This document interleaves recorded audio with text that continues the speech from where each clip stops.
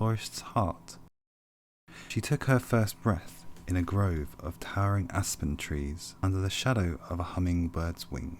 Her mother was the melody of the mountain stream, and her father was the glitter of sunlight through the coin-shaped leaves. The forest cared for her, swaddled her in wildflowers, and sustained her with birdsong.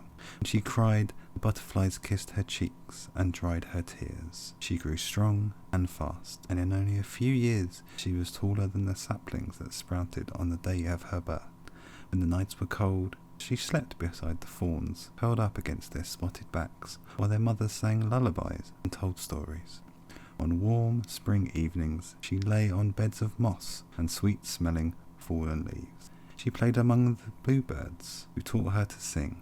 She raced the coyote pups along dry stream beds.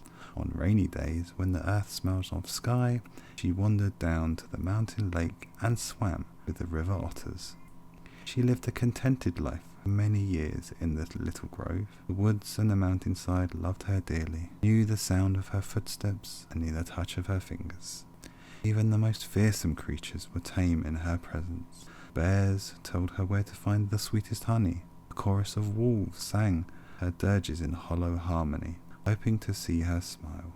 Even the mountain lion tipped his regal head in her direction as he stalked by in search of prey. She was the forest's very heart. One day she awoke to strange sounds in the woods. Voices, clumsy and ill-defined, not lofty like birdsong or steady like a doe's murmur. She climbed to the top of an old pine tree, who straightened with joy at her touch.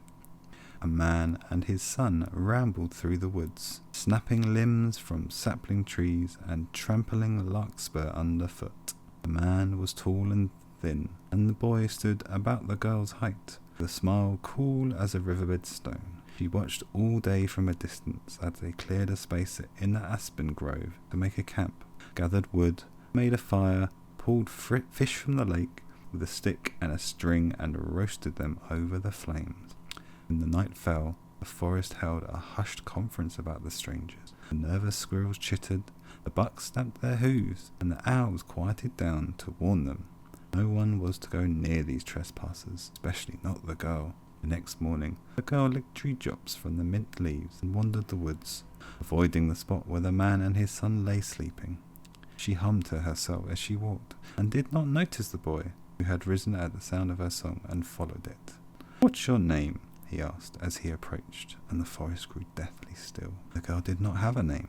She did not know what names were. There were no use for such things in the forest, for the creatures knew one another too intimately for names. "Your name?" he asked again, slowly. She shrugged. He frowned. "I'm Liam." "Liam," she replied, letting the words fall from her tongue like overripe berries from a vine. He nodded and stepped towards her, hand outstretched. In his palm rested a hand-carved wooden rabbit, one of the most beautiful and strange things she'd ever seen. Hesitantly, knowing that the disapproving trees were watching, she snatched the rabbit from him and dashed away, vanishing into the woods. The man and his son stayed in the grove one more night. Neither caught a glimpse of the girl in that time, and the man was quite convinced that his son had dreamed her. But Liam knew the truth, and so did the forest. After the trespassers left, the girl clung tightly to the wooden rabbit and whispered her wishes into its ear. The creatures in the forest told her not to forget the boy, begged her to join their games. For weeks she could not bring herself to do either. A year passed, and somewhere in that time, the girl nearly forgot Liam. She left the wooden rabbit under the old pine tree. She played once more with the otters and sang with the sparrows. The forest was whole again, whole and happy. Then Liam and his father returned. This time the girl was bolder and met Liam in the grove while his father fished down at the lake. He didn't look up from the fire when she appeared. He only smiled into the gentle flames. "I knew you were real," he whispered. He smiled back. Liam and his father returned to the woods once every spring. Each year, much to the forest's chagrin, Liam and the girl stole a moment together beneath the shade of the pine branches, nestled in the scent of fallen needles that clung to their skin. They talked and they laughed. The girl came to love speaking in Liam's clumsy language, just as he came to love how well she knew the forest and how deeply she belonged to it.